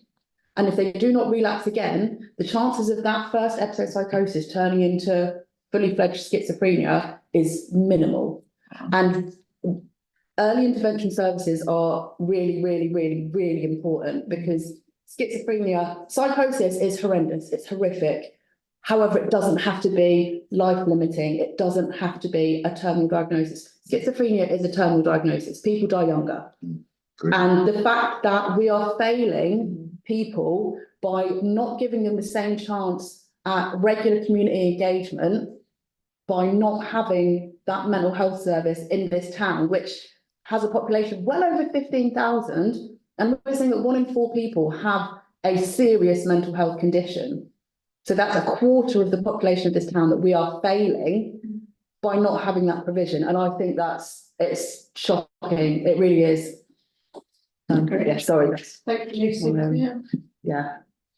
Okay, I'm going to be a lot more prosaic than this, and I'm not entirely sure it's a gap, but it is certainly something that relates very directly to the SWAN practice. I think the second most common issue that people talk to me about, most common at the moment, is flooding, but that I get correspondence or people talk to me in the streets or on the doorstep, is the difficulties, dental, John has already mentioned, but also the difficulty of making GP appointments. Yeah. And we don't need to belabor the point, because they must be fully aware of that. But the difficulty of making GP appointments, particularly for something that isn't a recurring regular issue, but if you're feeling like you probably need antibiotics and you want to make an appointment with a doctor so they can either prescribe you some or tell you to go away and gargle, whichever it is, and you have this lot, we all know about the lottery of ringing at 8 o'clock, and if you are number 25 in the queue, you might still get an appointment that day, and if you're number 35 in the queue, you're not, and then you can try it again the next day or the next day, by which time you've probably given up. So we all know what it's about. In some suitable form, that, and I've written to Claire about this already, so she's got that point, but in some suitable form, the administrative difficulties that people experience in making appointments is something that needs to be in that report or in that response. Thank you. Thank you. Something that I don't know a bit, possibly number 2, that a lot of people don't know, and this is something that my mum did because it was hard getting appointments when I was younger, apparently. But the pharmacists, they're trained, and they can often give advice to kind of minimal things, you know, and they obviously can do medication. So yeah, it's kind of, they're talking about working in partnership with other services, whether they tell people that that's an option that they can you know. It's quite a big government campaign at the moment. Telling people to go to community pharmacists. Yeah, there is. However, community pharmacists aren't properly getting paid to undertake that, yeah. Lucy.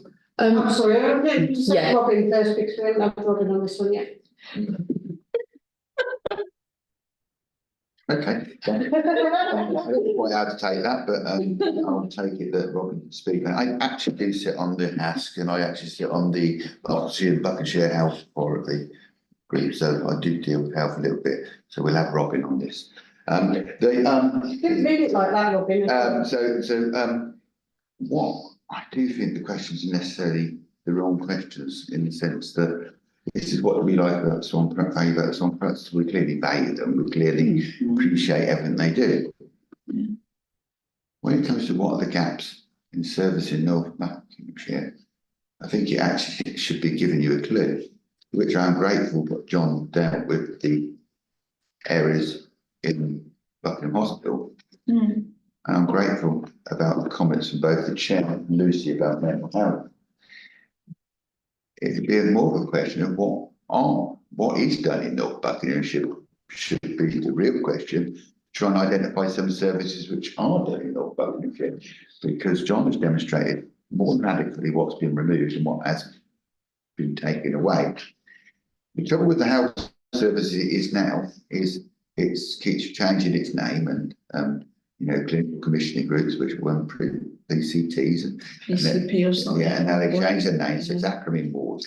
But the question there really should be a question that we should help them with, which is a question to the only commission you can go. You could either go to the health and scrutiny and ask about it, because they cannot. The GPs are incapable and have no powers to do anything about improving getting services in Buckingham. So let's not berate them about this. This isn't the GP's fault. This is clinical decisions taken by people in high places. And when it comes to the Bob, well, attend another meeting and they still haven't appointed a senior person to run the organisation. They still got an acting director of an organisation which spends hundreds of millions of pounds of health money. It really doesn't give you any faith that it knows what it's doing. Well, just know it is. All the people that are qualified, they've just not been appointed to them. So I think the question is the wrong question. And I think we don't want to start beating swan practice up with these questions because it isn't their responsibility. And the easiest one, yes, we would work collaboratively. Thank you. I couldn't get that. It is, yeah, with them. But what we need to do is define how we can. Yeah. Because saying that you want to do something really isn't.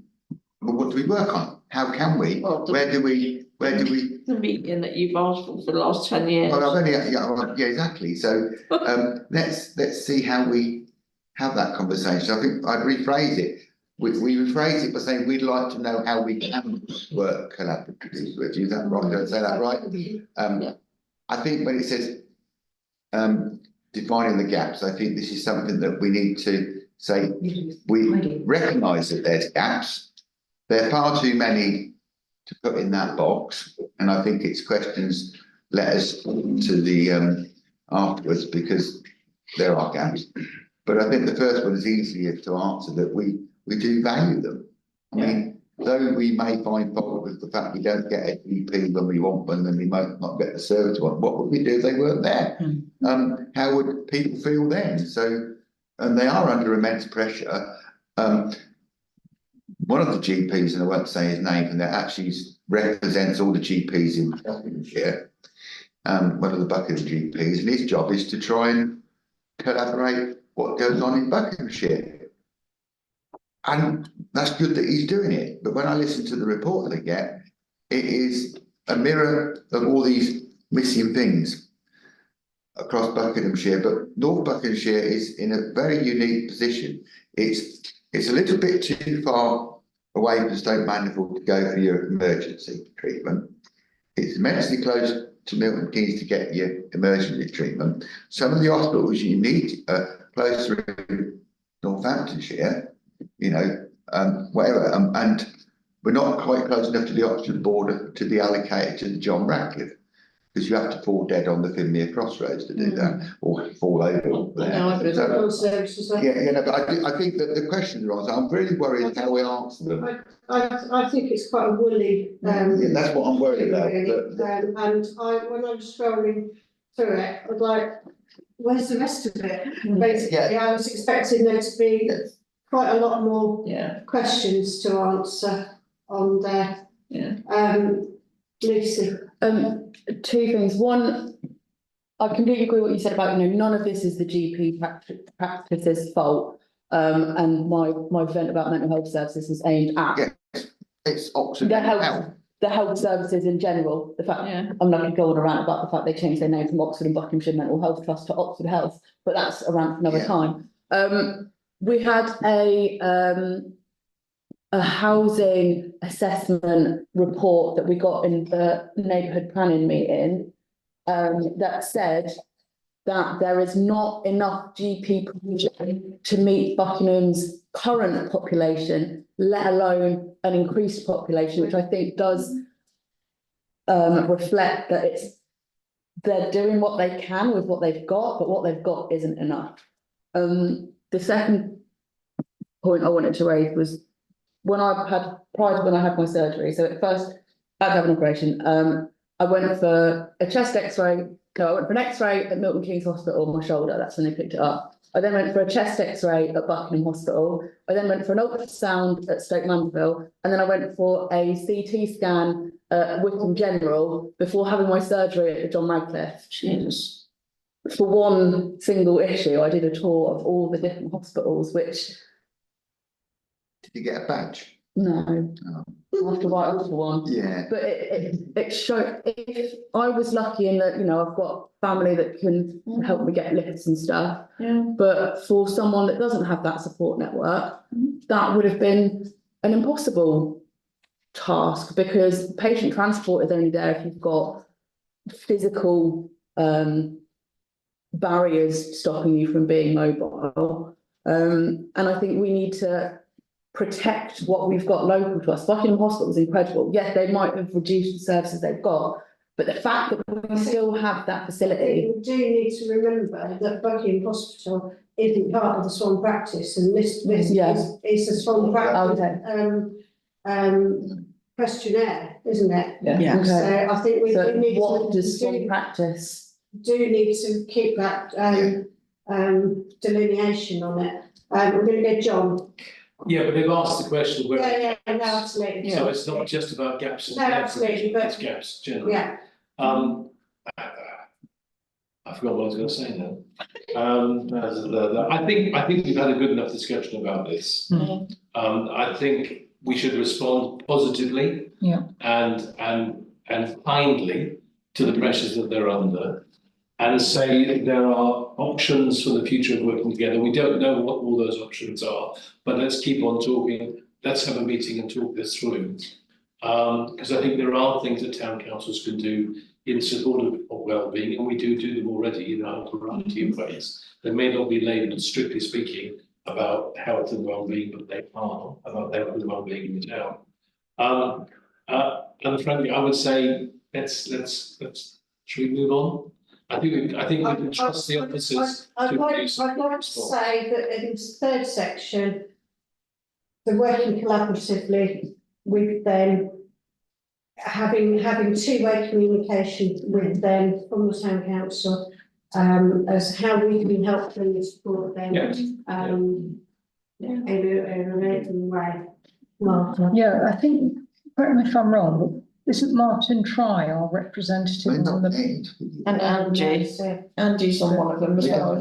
Well, maybe that should be part of that improve the liaison via that, you know, and that we have got representatives on that.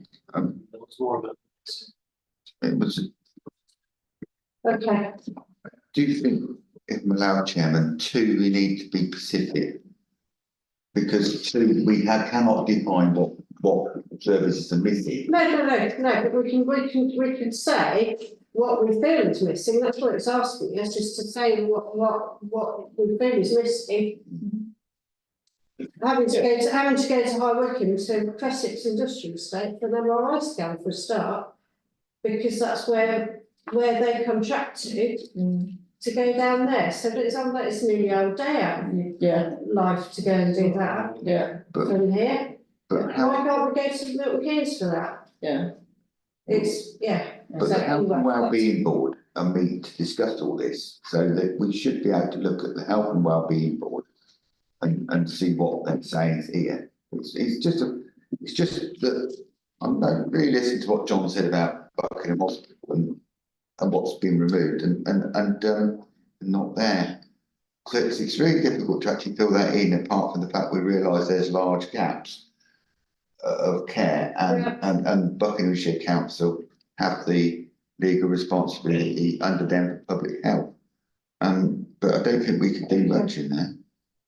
I think we've probably got enough for the officers to pick through on that to actually put the response together from the council. Will we see it in an email sent round before it gets sent off? How are we going to be on from?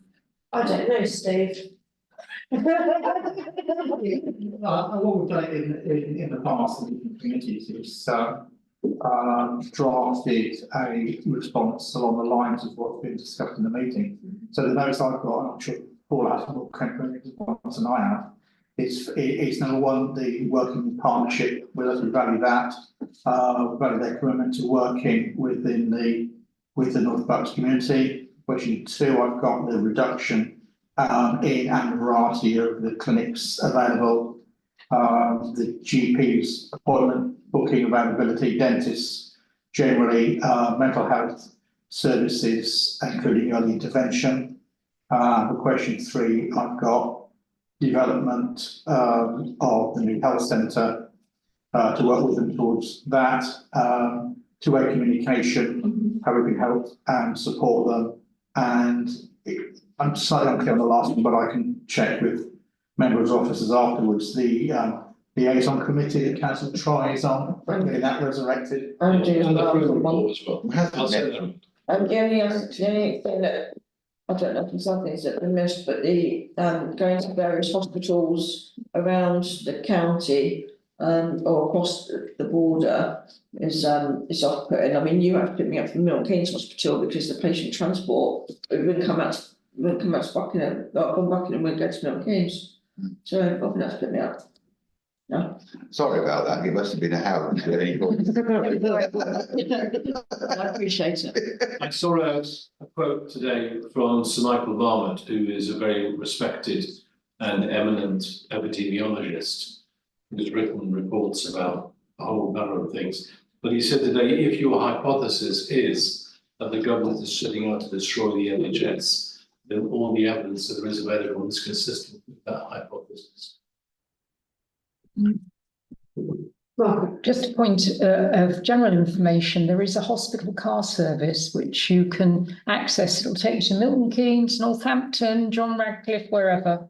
That's run by volunteers, but you have to be referred by the SWAN practice, and that it's separate from the patient transport. And there's a standard set of how much you pay. GP surgery was closed, so by the time I needed to come out, so that's only available if the practice is open. So okay, right. So I think we're just about there on that. Brilliant. Thank you very much. And then. Sorry, can I just check? Members happy then for the office to draft it on the basis of what I've just read out and then submit it? Yeah. All in favour? Thank you. thanks, Thank you. I'm not aware of deadlines. Anybody else? Doesn't seem to happen. No. Well, the consultation that they did before on what services we want in the SWAN practice, which went out, still hasn't reported back, and that was probably 2 years ago. So, Okay. Right. So the action list. well, are we not going to? 14.2. What about 14.2, sorry. 14.2, sorry, I've scrolled past. So it's noting the I would like to say something as I sat for nearly a month on it, if that's okay, if that's allowed, because we had this long discussion about noting it or discussing the report. I decided to put it on to note because I thought the report was far too lengthy to discuss in any value. I do hope that members will read this, because you're all discussing why we have problems with getting the clinical staff to Buckingham, why we haven't got GP finances, why we haven't got GP surgery, why we don't get money out of SEAL Section 106. All the recommendations in this report do give you a guide to what the problems are. It is premised in the report slightly around different GP practices. Do hope that you can read it, although this report's only value is as good as the recommendations being taken forward. I will say that all the people I worked on with it were really good, and there was a great cooperative manner about it. There wasn't a political actions at all. Everyone wanted to try and get the best out of it possible. But I do think it might be answer some of the questions that you're all asking about why, and why we haven't got a GP practice and a health centre in Buckingham. I think if you read through the lines of it, you'll see what the difficulties are. Without, it's a generality across Buckinghamshire, not just a Buckingham-centric problem. That's why you can see that there's a wide breadth of people wanted to be involved in it. But as I say, if the recommendations, it's been to one committee, it goes to the HASC at the end of the month, then it goes to Cabinet, and then we see whether Cabinet will take on the recommendations. If Cabinet take on the recommendations, which are meant to Buckingham Council, which has got some work to do, then we might start to move forward so that when we get to the Buckinghamshire plan, which is the reason it was done, because you can't have a situation that they draft a Buckinghamshire plan, which has got no plan how to plan for provision of future provision for health and whatever. So I do think that is, and if anyone wants to discuss it further, it will, if you want to ask any questions of it, there's an opportunity at the end of the month. But you can turn up the HASC and ask a question about what was in the report, if there's a thing that concerns you. And you can ask all your other Buckinghamshire councillors. It's not fair to ask Anya, but Anya's joining the HASC now, aren't you? So, you can ask all the other councillors. They would have been all the while watching this and paying absolute attention at every point to this, and I'm sure they'll be able to inform you about it fully. So glad it's not political. I wouldn't be. I'm glad. I wouldn't be political. I'd be factually honest. Of course not. Thank you, Robin. Okay, so thank you, Councillor Stuchbury, for his work on that and bringing that to our attention and make the report. Yeah. Thank you. And now we can move on to the actual reports. I am a little bit concerned that in 632-22, the rent review for the Bowls Club is still outstanding. That's been ongoing for quite a while, so request that gets moved on. Anybody got anything else? Thanks. Just on that, I'm concerned to note that the tennis club has been flooded significantly as well, and whether, I don't know whether that has an impact on rents, but anyway, no. Or whether it should. Well, we didn't flood it. No, I know. It's an act of God, I think you'd find. Robin.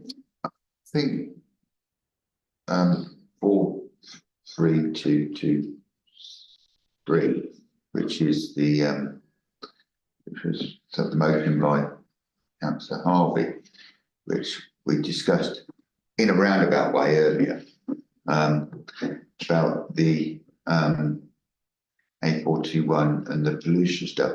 I do believe that I gave an answer which isn't included in the response, that there was it isn't listed on here, that we are monitoring we have got them to monitor.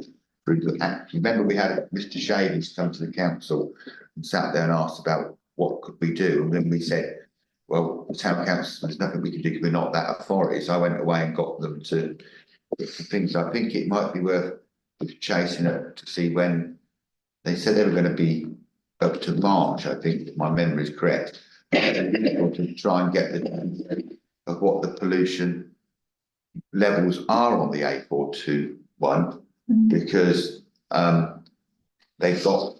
I think when John brought this forward, and he can speak quite adequately, but I think it was because he noted there was all the measurements in the town centre, but there were no measurements up on the A421. And I think that's where he was coming from. I think we need to at least write to them and ask them when those figures will be available, because they had a report stating how good they were doing in Buckinghamshire.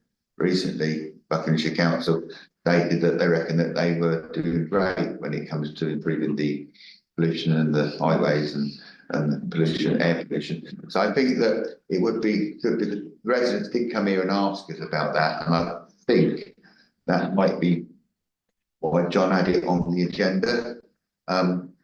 If I'm wrong, but I do want an answer around that. I can chase it up myself, but I'm not the town council. And I think it needs to do it. The other thing, there was something else on here, but would that be unreasonable to ask that we chase that?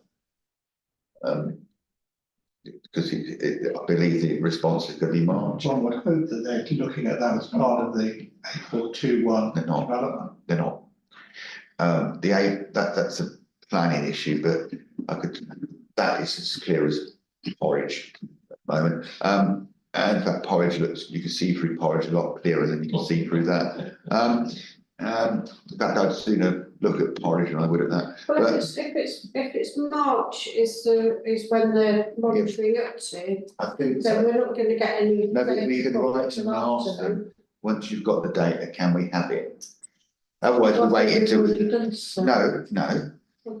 No, we can write to them. Just send a wait to respond. Yeah, and ask them, we understand, because we're not going to meet till the next bit of the cycle, and then they're going to be asking them there. We ask them, remind them, say, we're very keen to see what the data says. Then it can perhaps come back and go to the next committee meeting to discuss it, rather than the following committee meeting to discuss it if they give us the data. Because otherwise the action will be sat on the agenda for even longer. We might be able to take it off then. Are you happy to? Yes, that's fine, I've got that. Yeah. John? Let's just chase them. Yeah. That's all you do, just chase them. Yeah. Okay, anything else on the action list? I'll run out of biscuits. Right. Okay.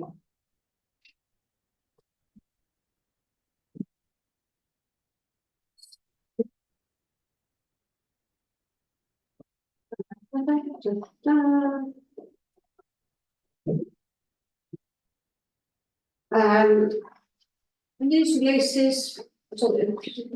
News releases going out? The only other one I have coming out on the action list is around No May. May. It's not No May, but what we're doing. Yeah. I propose the news release around the proposals that Councillor Gateley proposed around the motion. I think that we could do a news release around that and agree that we're going to do a news release, because the fact that she's raised it is significant. The fact that she said we're going to do, we can't do news releases about that as a council about what we're doing. It's a full do, isn't it? So I propose that we do a news release around that, which the people involved in that can choose to time it. The idle zones. Yeah, because I think we do that once we've got a plan in place. So we can, it's an announcement of what's going on, rather than saying we're going to talk to the schools about it. Which is, yeah, so it's not really telling anybody anything, is it? well, that's what most news releases are. Buckinghamshire Council ones do it every week. They don't tell anybody. I would be happier to, hold off on that until we've actually got something to make some structure and stuff. And a story to tell. But you would agree? We would do one, yeah. That's all I want. yeah, I don't want yeah. to, I want to know that we'll do one. I'm happy to support that, but we do one. Yes, I'm not saying when to do it, I'm just saying that we do one. I'm sure that all of you can work that out. Okay, I don't have any announcements. Go on. No, I don't. The date of the next meeting is Monday, 15th of April. So, And gosh, I'll be older then. getting through life. So, I, basically, move to private session.